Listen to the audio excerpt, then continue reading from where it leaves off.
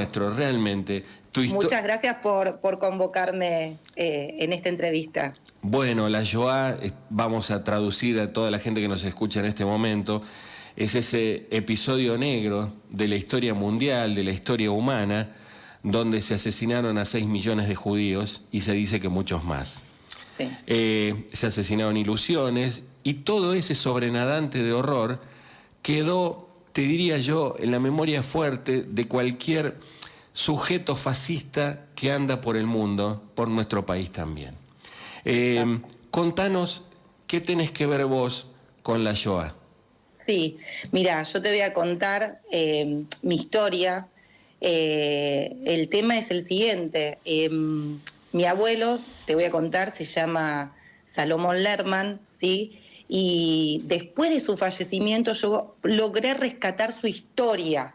Es decir, mientras él vivía nosotros no sabíamos nada y resulta que después de que él falleció nos enteramos que él había sobrevivido al Holocausto. Es decir, él logró escapar de este nazismo europeo, ¿sí? De esta Europa antisemita, salvándose de esta manera su vida, ¿sí? ¿Dónde estaba tu abuelo? ¿En qué lugar? Esa es mi historia. Les quiero, antes que nada, te muestro 2 segunditos Por favor. la tapa del libro. No sé si ahí no, se logra ver. Un poquito más a tu izquierda. Ahí está, sí. Ahí. Bueno, es una historia, como te contaba, rescatada del silencio, donde yo logro rescatar la historia de juventud de mi abuelo. Ahí me preguntabas de dónde es mi abuelo. Mi abuelo, un judío polaco del pueblo de Osarow, de Unstetl. Todos saben que Unstetl es un pequeño pueblo donde hay gran cantidad de población judía. Y justamente mi abuelo, gracias a la documentación que encontró mi papá después que él falleció, que eso es lo muy importante para contarte cómo yo pude reconstruir su vida, es que mi papá encuentra luego del fallecimiento una carpeta repleta de documentos originales de juventud de mi abuelo, que estaban en varios idiomas, en yiddish, en francés, en hebreo, en polaco, más de 100 documentos. Gracias a ellos yo pude reconstruir su vida. Y quiero contarte una cosita más, que no solo encontró eso mi papá, sino que encontró un libro, te lo voy a mostrar también, ahí va, lo puse bien. Este libro voy a contar para que conozcan. Es el Iskor Book de Ostrowiec, libro recordatorio de la ciudad de Ostrowiec, donde mi abuelo vivió, muy cerca de Osarow. Está escrito por sobrevivientes del Holocausto. Imagínate mi papá al encontrar esto, que no sabía nada del pasado de su padre, y encontrarte con todo esto, enfrentarse con su pasado. Mi papá siempre sintió que algo le faltaba, ¿no? No tenía familia de un lado, del otro lado prácticamente mi abuelo parecía que vino solo al mundo, ¿no? Sí, sí, y que encuentres eso y ser un sobreviviente. De hecho, vos, como segunda generación, también sos nieta de un sobreviviente. Exacto, exactamente. La verdad es que mientras él vivía, lo que quiero recalcar es que ni relacioné que su vida tenía que ver o que se relacionaba con el Holocausto. La verdad que uno lo estudia como que parece algo lejano, no. Y no es algo lejano, ¿no? O sea, ¿Dónde estuvo detenido tu abuelo? ¿En algún gueto? ¿En el gueto de Varsovia? Sí, no. El tema es el siguiente. Esta es una historia totalmente distinta a las de los judíos del campo de concentración. Es decir, mi abuelo logra irse al Holocausto. Es un sobreviviente de lo que viene a ser del nazismo europeo, ¿sí? No es una historia del campo de concentración. Te cuento brevemente. Mi abuelo logra salir de Polonia y es el único de su familia que escapa justo antes de la guerra, ¿sí? Ya para entonces es como que él se ve venir lo que está pasando, porque en su pueblo él ya es víctima de pogroms, de estos ataques feroces, salvajes, donde matan gente, saquean, roban. Bueno, la verdad que ya todos sabemos porque lo estamos viviendo hoy. Y mi abuelo entonces ya empieza a pensar una salida. Por eso digo que esta es una historia muy distinta, porque es prácticamente el del inmigrante, alguien que se salva antes de la guerra. Correcto. Y de todo esto no sabíamos nada. Él se escapa. Quiero contarte brevemente la maniobra ingeniosa que logra mi abuelo, porque uno dice, ¿por qué no se escaparon todos? ¿Por qué su familia se quedó y él se fue solo? Yo con la investigación aprendí lo difícil que era, porque nadie te daba visas, no podías entrar en ningún país, el mundo estaba cerrado para los judíos, no te dejaban entrar. era imposible todo. Mi abuelo encuentra una forma, un truco, un ingenio, y te voy a mostrar un documento. Más a tu izquierda, ahí. Ahí. Sí. Te voy a contar qué hizo. Mi abuelo le escribió a una agencia de turismo para comprar un paquete turístico para poder viajar a París con una visa turística que le permitía quedarse en un lapso determinado, del 16 de octubre del 37 hasta el 29 de octubre del 37. ¿Qué hizo mi abuelo? Para que te des una idea.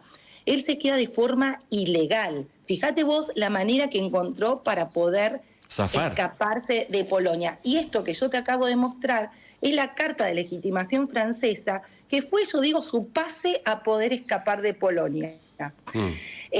Y uno cree, te cuento muy brevemente las cosas más importantes para darle a la gente una idea de lo que sufrió mi abuelo, porque uno cree que la historia termina acá, pero la realidad es que no te dejaban residir. Él rápidamente se encuentra con que lo intiman a ser expulsado de París. Y yo esto, ¿por qué te lo cuento en esta entrevista? Para mostrarte los documentos, te voy a mostrar la intimación, son cosas para que vean cómo echaban a los judíos de todos lados.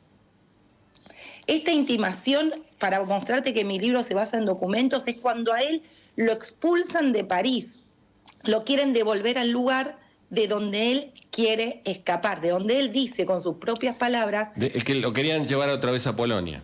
Exactamente. ¿Y qué hizo? Abuelo, ¿Y cómo llegó a América tu abuelo? Claro, exacto. Lo que quiero contarte son... ahora te cuento brevemente... Sí, porque para te quiero hacer una preguntita. Idea del sufrimiento de mi abuelo cuando él trata de decir yo no quiero volver a Polonia, que había dos caminos, o vuelvo o me quedo. En sus propias palabras, con los documentos que tengo, que también te muestro rápidamente, sí. Están en el libro, pero quiero mostrarte que es una historia documentada. Cuando él dice en primera persona, yo soy un refugiado político, mi vida corre riesgo, Está bueno. Mi comercio fue presa de todo riesgo, he sido maltratado por campesinos antisemitas que justamente han puesto en peligro mi vida. Así que es una historia de mucho dolor. Finalmente se encuentra con muchísimas puertas cerradas, que esto es lo que, bueno, no puedo detenerme en todo, y logra, obviamente de manera ilegal, llegar a Argentina, cuyas puertas también, saben todos que estaban cerradas, también estaba la circular 11 en ese momento, ¿no es cierto?, que todos saben que negaba, los cónsules le negaban la entrada, la visa a los judíos en Europa. Pero los nazis podían entrar tranquilo a Argentina. De hecho, estuvieron en la zona de la Mesopotamia y en la zona del sur. Exactamente. Era más fácil. Incluso después... Si eras nazi, zafabas. Exacto. Después de la tragedia del Holocausto, entrar como nazi o colaborador del nazismo, lamentablemente, que un sobreviviente judío del Holocausto. ¿Qué pensás de lo que está pasando en Gaza? ¿Cuál es tu visión? ¿Por qué ese odio acérrimo instaurado muy prolijamente y perversamente por Hitler? ¿Por qué pensás que caló tan hondo en el sentimiento del mundo? Porque también acá, y quiero preguntarte sobre esto, hay candidatos que hablan del nazismo, de la Shoah, como yo hablo de, no sé, a ver qué como al mediodía. Exacto. Mira, te voy a contestar a tu pregunta diciéndote que no se puede justificar el odio. ¿Por qué? Si yo te daría una respuesta, te estaría justificando el nazismo o el antisemitismo. Y el odio es irracional. ¿Sí? Porque el odio, perdón que te interrumpa, el odio y el fanatismo van de la mano. El fanatismo es irracional, por lo cual no lo podemos explicar. Si yo te daría una explicación, te estaría justificando, los estaría justificándolos. Y el odio irracional, como vos bien sabés, viene incluso de la Edad Media, ¿sí? Donde los judíos fueron tildados de envenenar pozos de agua o de transmitir enfermedades o lo que sea. Por lo cual, ahí ya tenés muy rápidamente mi respuesta. No hay justificación, es totalmente irracional porque hoy se trata de terrorismo.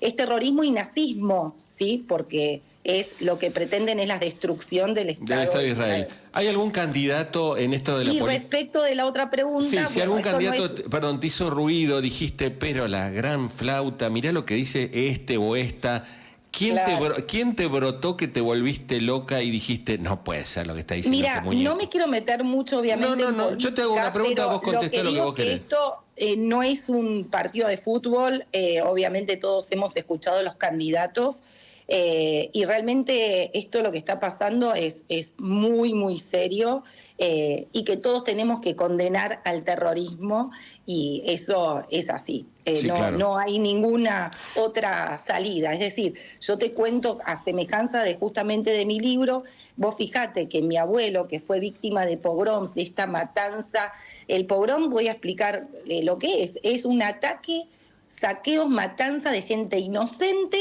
realizada por una multitud. Entonces, yo me pongo en la piel de mi abuelo, que es como yo escribí este libro, y vos fijate, es gente inocente, obviamente traspolando a lo que pasa ahora, ¿no? Estoy hablando de esto, del libro que escribí, de la historia de mi abuelo, y es como que estoy hablando de hoy, ¿sí? Sí.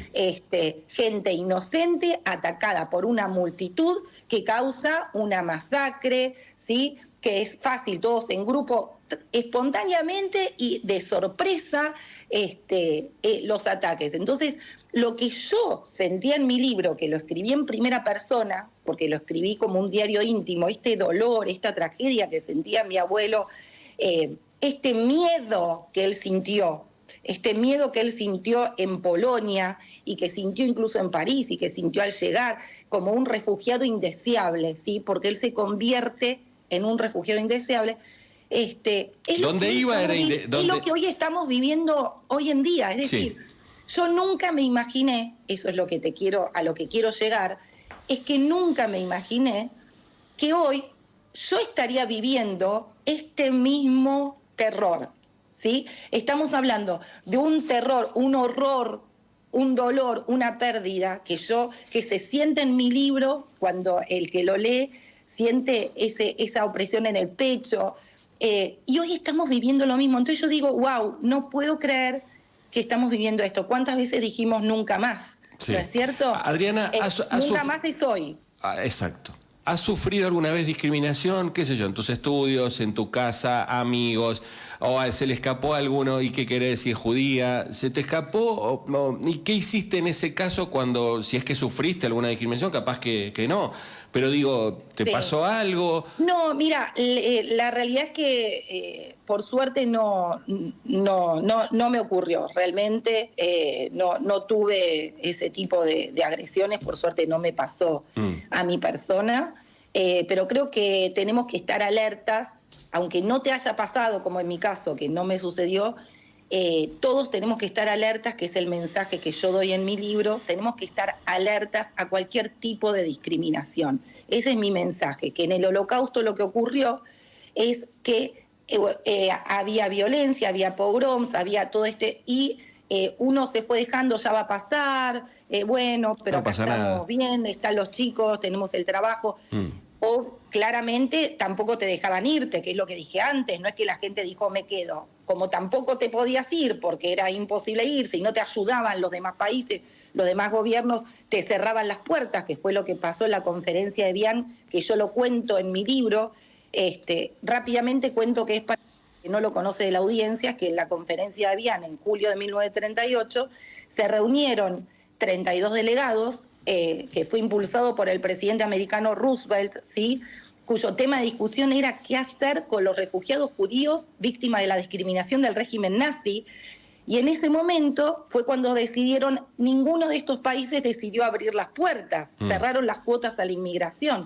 Entonces, bueno, a lo que voy es que las puertas sí estaban cerradas, pero también era bueno, ya va a pasar. A lo que voy es que hay que estar alertas a cualquier tipo de discriminación, porque, bueno, las cosas pueden llegar a mayores, como pasó en el Holocausto. Y eso lo traspolo a la actualidad, sí, ¿no?